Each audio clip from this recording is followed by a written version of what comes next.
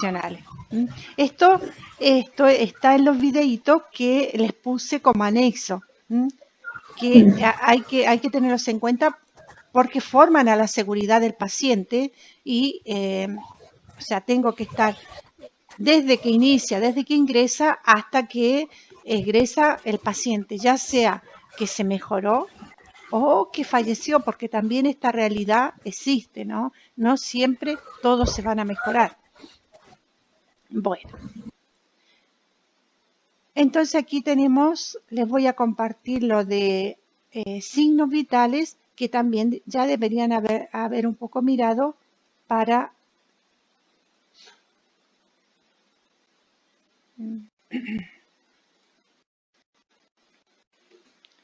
Bueno, uno de los objetivos principales es valorar el estado de salud del paciente. Pero estos signos vitales son los indicadores que reflejan el estado fisiológico, ¿no?, del paciente, ya su cerebro, su corazón, sus pulmones, ¿no? Y cuando alguno de estos está alterado, nosotros vamos a tener, va a ser una alarma para nosotros. Entonces, son 4.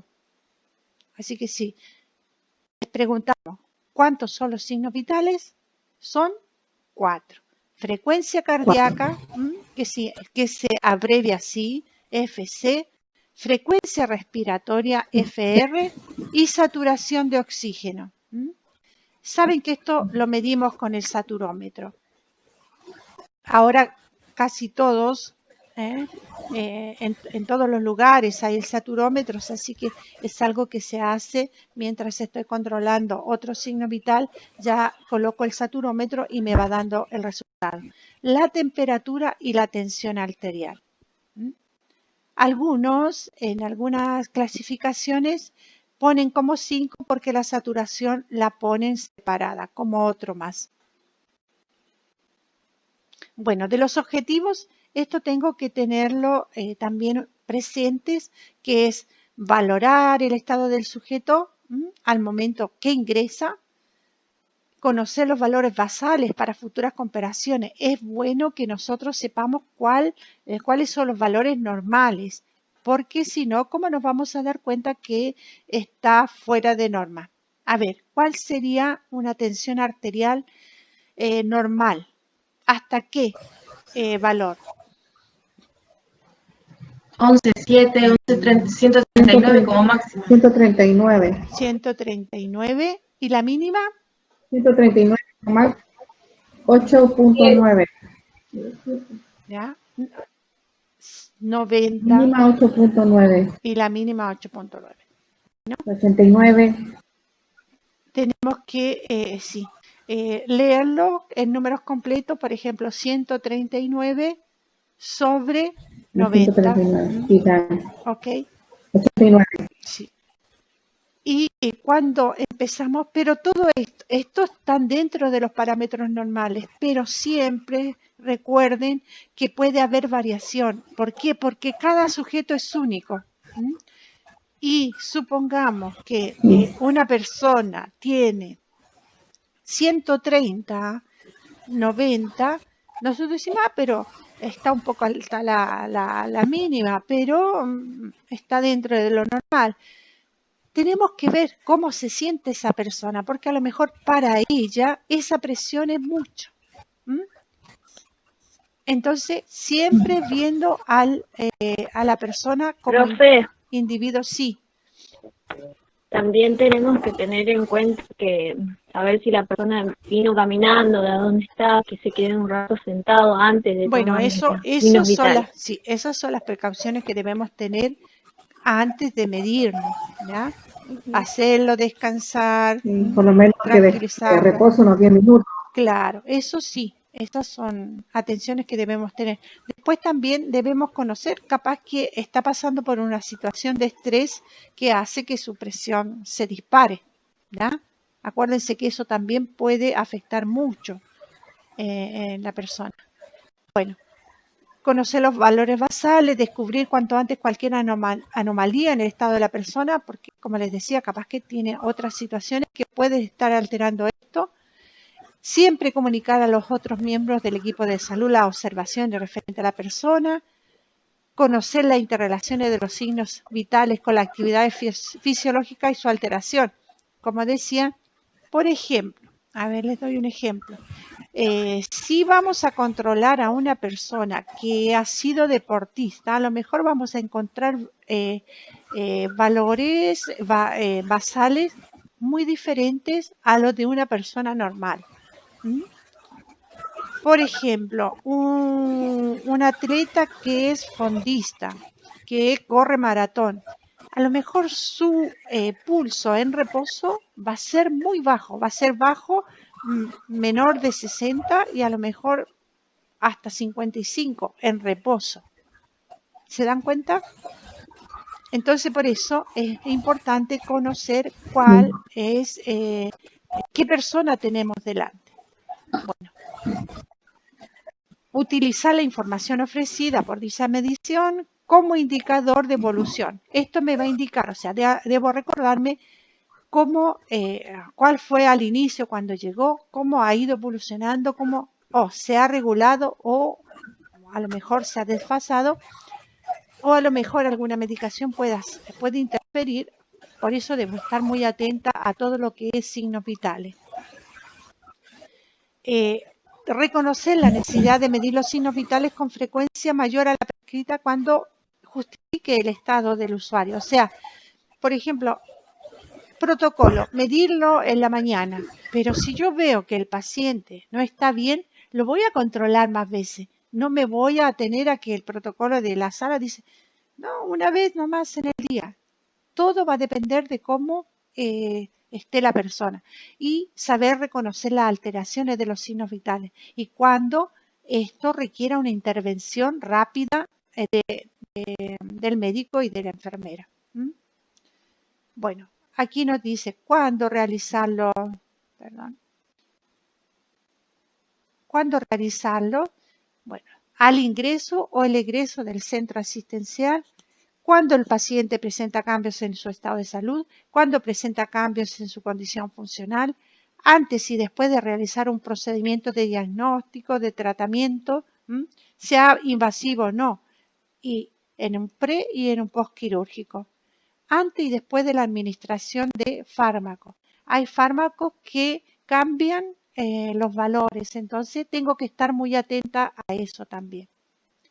Bueno, los elementos que voy a utilizar, como siempre, la bandeja, el tensiómetro, el reloj cronómetro, ahora casi todo el teléfono, pero lo ideal es tener el reloj con el secundario o secundero, de manera que nos ayude a controlar. Por ejemplo, las antiguas enfermeras, como yo, teníamos nuestro relojito que colgaba de acá y uno lo agarraba y podía controlar el pulso y todo lo demás. Y la frecuencia respiratoria. Ahora la medimos con el saturómetro. Bueno, las torundas de algodón embebidas en alcohol al 70%, el alcohol gel para hacer el lavado de manos por fricción y bueno, y la hoja de registro. Entonces, esto van a leerlo bien para poder realizar también, vamos a tener que hacerlo con videíto de cómo controlo. Yo no, a lo mejor no puedo darme cuenta si ustedes están controlando, están escuchando bien, pero me van a tener que hacer el video de cómo controlarían la tensión arterial, cómo tomarían la temperatura, cómo puedo controlar la frecuencia respiratoria y el pulso. ¿Se atreven o no se atreven? Hermana, en Sí. biología nos hicimos un trabajo. ¿Ya? Que teníamos que medir la frecuencia, digamos, la frecuencia cardíaca, el pulso. ¿Ya? Y yo me acordaba de lo que estaba diciendo del deportista porque me hicieron tomar. Después de una comida, ya sea almuerzo o cena, después saltando un minuto y en reposo. Y en reposo. Sí. ¿Y cómo también, cambia?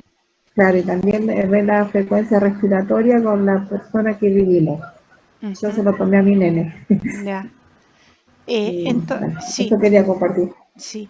Miren, lo que para el control de los signos vitales, lo que vamos a hacer, yo les voy a controlar esto. Bueno, ¿cómo? Ustedes se preparan lo que es el termómetro, estetoscopio, tensiómetro y para medir el pulso lo vamos a hacer con los 2 dedos en la parte radial, ¿ya? Y durante 1 minuto contamos las pulsaciones. Prueben a sentir su pulsación ustedes. ¿Ah? Acá, con estos dedos, nunca uso el pulgar porque tiene pulsación propia, entonces lo que hago, índice medio en la zona, a ver, acá, ahí estamos, acá, radia, aquí tengo,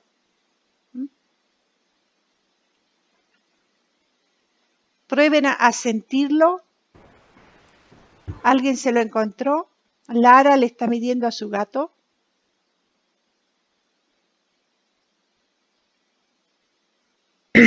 Profe, le hago una consulta. Sí. El video ese que está diciendo para ver si nos animamos de hacer para tomar la temperatura y todo eso, ¿hacemos el video como lo hizo el profesor? Ve que él tiene una paciente y tomamos con... Ustedes van a tener que al menos describir cómo van a poner el tensiómetro, cómo pongo el tensiómetro, cómo mido la temperatura y cómo controlo el pulso. ¿De acuerdo? ¿Cómo lo hizo Samuel? Disculpe, ¿el termómetro es necesario que sea digital? Puede ser. Lo que pasa que con el digital, por ahora, te puede servir para demostrarme cómo lo colocas, ¿ya? Pero, por ejemplo, cuando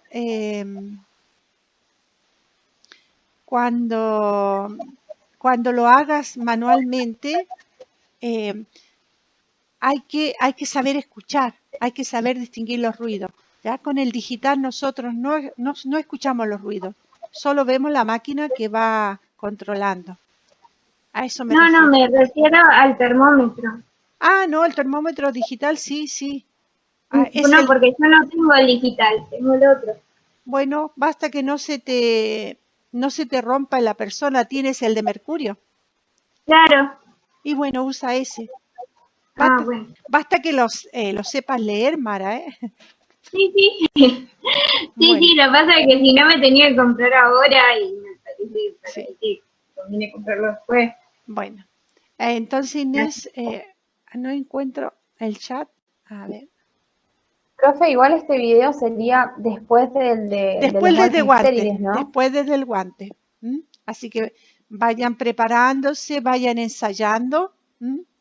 Entonces decíamos, Inés, me parece que eras tú la que estaba escribiendo.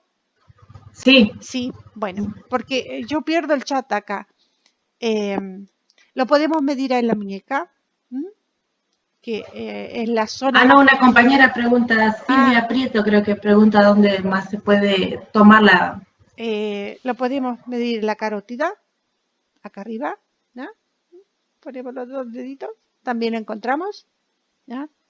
Si la persona no tuviera brazos, ¿qué puede pasar? Lo podemos medir acá. Podemos medir en todas las partes donde tengamos. Supongamos que no tiene la muñeca, pero tiene el antebrazo, podemos medir acá, donde están las arterias. Sí, es carotidia, humeral, radial, hueco popliteo, inguinal, apedia. Listo. También, por ejemplo, cuando nosotros examinamos a una persona, lo que hacemos es ver si los diferentes pulsos ¿ya? Por ejemplo, tenemos el humeral, después vamos al popitlio que está detrás, ¿no? ¿Por qué? Porque vamos viendo si hay buen funcionamiento, si los pulsos son buenos, quiere decir que la irrigación es buena. Lo mismo, por ejemplo, cuando hacemos el pulso en el pie, ¿ya? Vamos viendo todos los pulsos y esto nos da un panorama de que nuestro paciente tiene una buena irrigación, ¿ya? Y los pulsos existen. O si vamos viendo que algo está pasando, lo primero que vamos a ver, ¿no? Sobre todo si no hay una buena irrigación, vamos a empezar que de las extremidades los pulsos van desapareciendo. ¿Por qué? Porque el organismo se va concentrando en los órganos más nobles. O sea, va dejando las piernas abajo, va subiendo y va conservando, no sé, corazón, pulmones, cerebro. Entonces, esto también nos da una pauta para a veces cuando estemos con pacientes que están graves, ver cómo van evolucionando estos pulsos y nos vamos dando cuenta también de los daños que van teniendo. No, y además la comparación lateral entre derecho e izquierdo, porque también puede haber oclusiones. Puede haber oclusiones que nos den la alarma de que algo está tapado. Muy bien, Inés, sí. Entonces, el Power está muy completo y después en el video también está explicado, chicos, que aquí deberían venir solo con las preguntas para poder avanzar, ¿ya? ¿Algo más con respecto a esto? Vamos a ver si...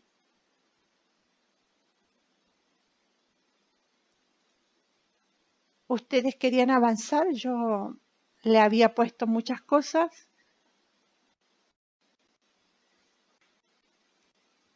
Bueno, aquí tenemos la frecuencia cardíaca, lo que significa que es esta onda pulsátil que hace latido del corazón. Acá tenemos, ¿no? Cómo se preme para sentir el pulso, los factores que influyen en la edad, el sexo, el ejercicio físico. Si tengo fiebre, sabemos que cuando hay fiebre tenemos el pulso muy alto. Algunos medicamentos también pueden influir, las hemorragias, el estado emocional, la ansiedad, etc. Las características, ¿no? Es bueno que se puede valorar teniendo en cuenta la mnemotecnia de Fritas, ¿no? Frecuencia, ritmo, intensidad, tensión, amplitud, simetría. Como para recordármelas, ¿no? ¿Cuáles son las características? La frecuencia, que es la cantidad de latidos que ocurren en un minuto. El ritmo es el intervalo de tiempo entre cada pulsación. Esto también es importante, si es regular, es rítmico o cómo son las ondas, si van separadas o son irregulares o arrítmicos, etcétera. La intensidad es esa fuerza pulsátil que tiene. La tensión, ¿no? Es esta fuerza o presión que uno ejerce sobre la arteria para poder palpar el pulso. O sea, si yo ejerzo, aprieto y así voy a poder sentir. Bueno, la amplitud, que es la calidad o la fuerza de la sangre en cada latido, y la simetría, ¿no? La pulsación debe tener la misma característica en ambas extremidades. Por eso es importante a veces controlar para, a lo mejor nos podemos dar cuenta que no hay una buena irrigación en el otro lado, puede haber algún problema, ¿no? De bloqueo, etcétera.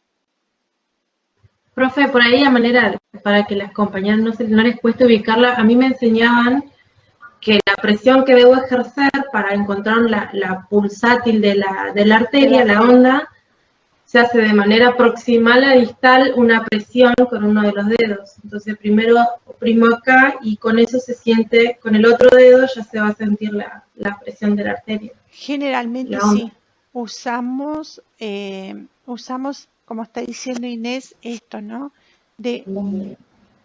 Para ver cómo va la onda pulsátil. por eso es bueno, empiecen a practicar en ustedes, ¿no? ¿Qué presión puedo tener? Y vean si su pulso es regular, no es regular, sintiendo la ondita. Esto ayuda mucho. Y todos tenemos brazos, así que podemos ensayar en nosotros. Pero podemos también, por ejemplo, en la parte de la carótida, tocarnos. A ver cómo es este pulso acá. Lara, ese gato no te deja estudiar, ¿eh? Bueno. No me deja tranquila, profe, perdón.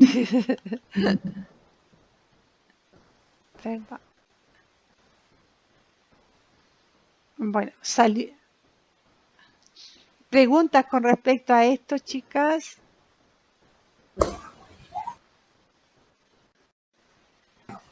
Hermana, sí. Me consulta. Cuando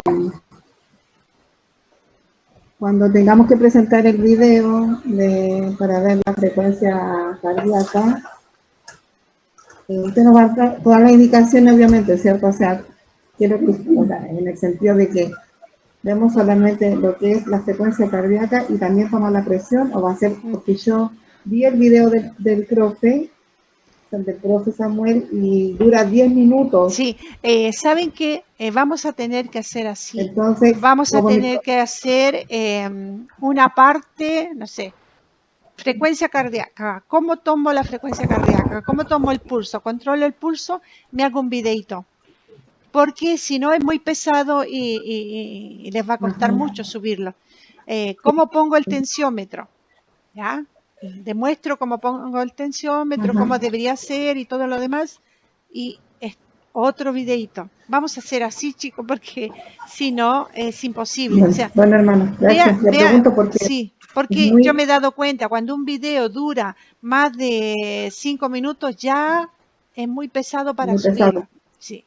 Entonces van a tener problemas.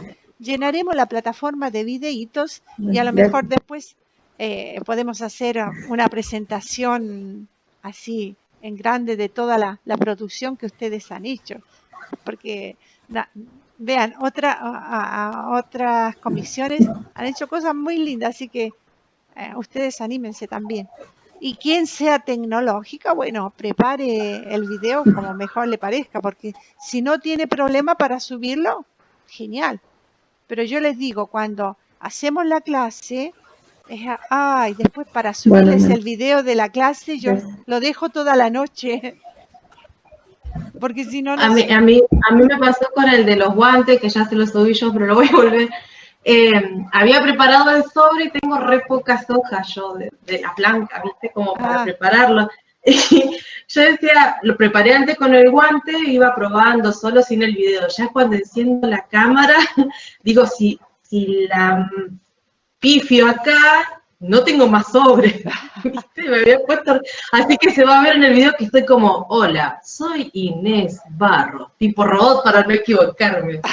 Bueno, yo voy a mirar el correo porque de verdad ni he mirado y te digo para que no lo vuelvas a subir si está.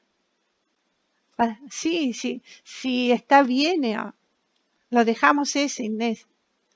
Mejor, por favor, porque transpiro cada vez que tengo que hacer un video. Mire que van a terminar artistas, ¿eh? Bueno, seguimos entonces con esto porque si no, nos vamos para otro lado. Bueno, acá tenemos las técnicas de auscultación. Esto es anatomía pura. Entonces, esto sí tenemos que irlo ensayando. Y también con el biosimulador de un tórax, nosotros podemos ir diciendo qué partes estamos auscultando. Por ejemplo, se localiza el foco apical o mitral en el quinto y sexto espacio intercostal. O sea, más o menos tenemos que tener presente y sentir las costillas, ¿ya? Y nos vamos a dar cuenta qué es lo que estamos escuchando. En el B, ¿ya? El estetoscopio en ese lugar, después el C, se cuenta la cantidad de latidos por minuto con el reloj valorando. Esto es cuando hacemos la auscultación del pulso apical, o sea, vamos contando, pero con la auscultación, no con el pulso que hacemos con los dedos, sino con el estetoscopio, y vamos sintiendo. Esto también nos va a dar una pauta de cómo está trabajando este órgano.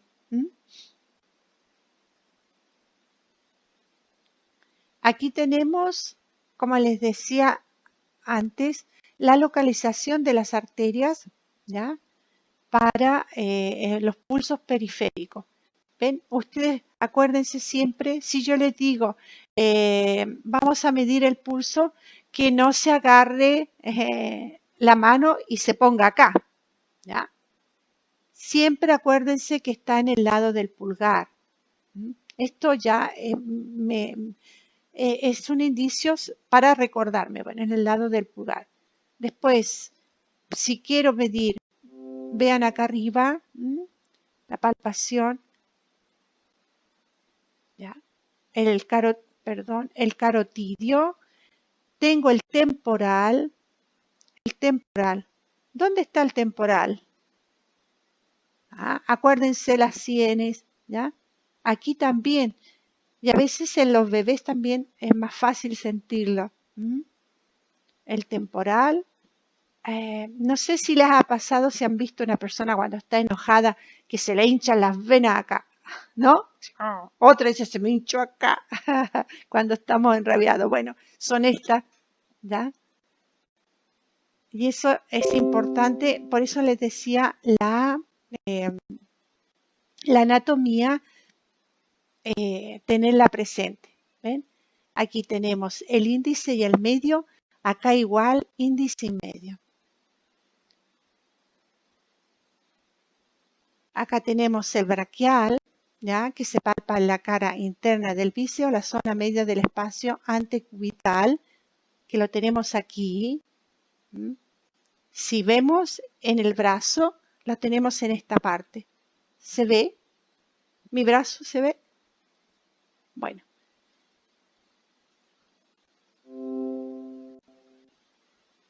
¿Ya? Entonces tenemos el radial, el femoral, el popitrio y el pedio. Entonces, femoral, el radial, ya lo vemos, la zona radial cercana al radio, en la cara interna de la muñeca, el femoral, localizada por debajo del ligamento inguinal, ¿ya? El popitrio, realizando una fuerte presión por detrás de la rodilla, está el popitrio, y el pie, o sea, el pedio, se palpa en la arteria dorsal del pie, en la parte alta del dorso del pie. El braquial es muy común para tomarlo a los bebés, ¿no? Perdón, no te escuché. ¿No se escucha? ¿Ahí se escucha? Sí, dime. Sí, el braquial es el que se le toma a los bebés. Es el más común para tomar en bebés. Sí. O sea, acá a veces el temporal. A los pequeñitos. ¿Más que el braquial? Depende, si donde encuentre o donde esté más acostumbrada. Sobre todo neonato, que no sabes ni cómo tocarlo a veces, ¿no? Sí. Porque son tan chiquititos. Profe, también falta ir para tomar la aorta abdominal, ¿puede ser?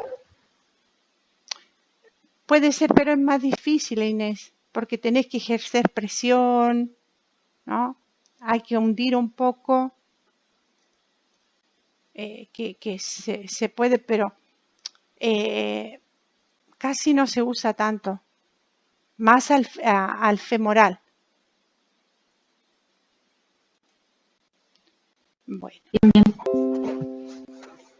Bueno, esta terminología es también, hay que reconocerla, lo que significa eucardia o normocardia cuando estamos dentro de los valores normales, eufimia o normofimia, que también está dentro de los valores normales, pero controlada, esto desde los pulsos periféricos, ¿ya? Normocardia cuando es el pulso apical o central. eufismia o normofismia cuando son los pulsos periféricos, ¿ya? Cuando tenemos menor de 60, hablamos de una bradicardia, ¿ya? Y cuando es menor de 60 en los pulsos periféricos es bradisfismia, ¿sí? Taquicardia cuando es mayor de 90, taquisfismia cuando es mayor de 90, controlada de los pulsos periféricos. ¿Eso se entendió?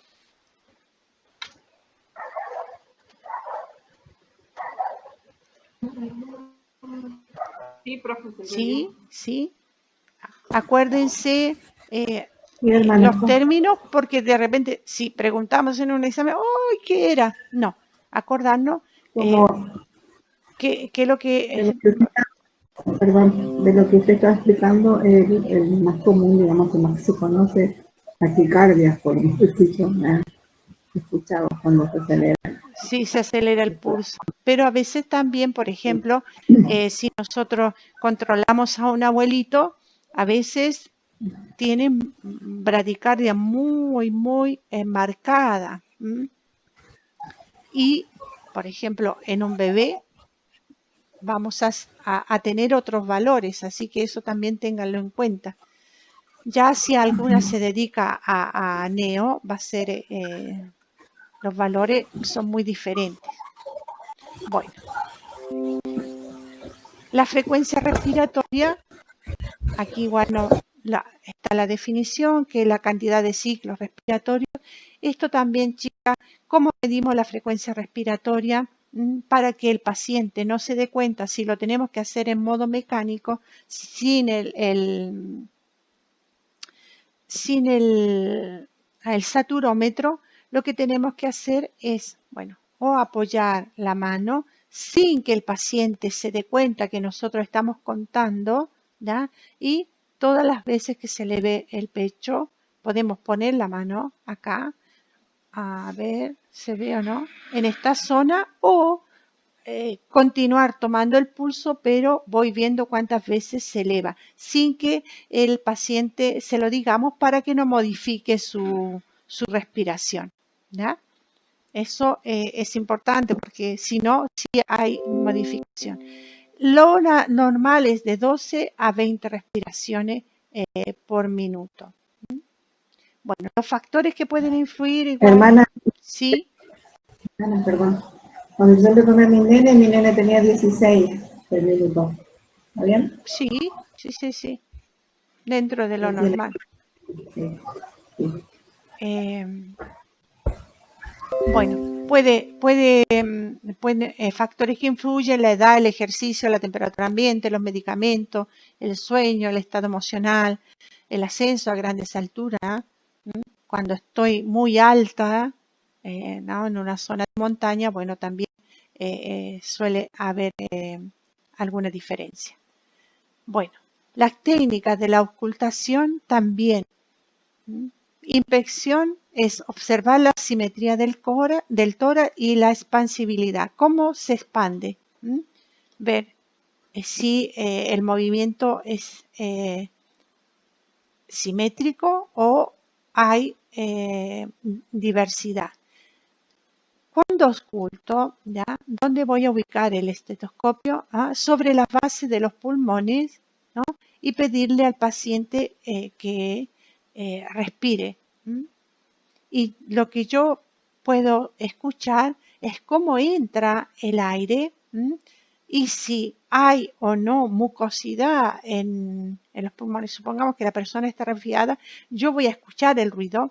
Si hay algún problema que tenga, no sé, que no tenga una buena entrada de aire, también me voy a dar cuenta. A veces tenemos la famoso gato que dicen que tenemos en el pecho, ¿no? No sé, Inés, cuando haces kinesiología a una persona para ayudar a sacar... Claro. Como los ruidos que sentimos, ¿no? En la parte de la base del pulmón o en la parte de arriba, nos vamos a dar cuenta si está el bronquio, ¿no? Hay una contracción del bronquio en sí. Ahora se me escapó el nombre técnico, que no nos está permitiendo respirar bien. Y esto, por ejemplo, los kinesiólogos lo trabajan mucho con los broncodilatadores, pero después también la mecánica para hacer mover el moco de los pulmones y hacerlos pectorales. Los claps. Sí, las palmitas. Cuando uno le enseña a la mamá, sobre todo en pediatría, lo que hace es decirle a la mamá, haga el tamborcito. ¿Y qué hacemos? Ponemos la mano, como dice Inés, clap, pero ponemos la mano hacia huecada y vamos dando golpecitos. Por ejemplo, yo en la salita le decía a los chicos, vamos a hacer el tamborcito. Y empezaba, tuc, tuc, tuc, tuc, tuc. Lo mismo por atrás, y esto ayuda para que se mueva. Y tú tienes que enseñar a la mamá, porque esto es fácil que lo haga la mamá y lo haga varias veces en el día, ya sí hace que se mueva la mucosidad. Bueno, esto es aparte, pero lo que nosotros tenemos que saber es, bueno,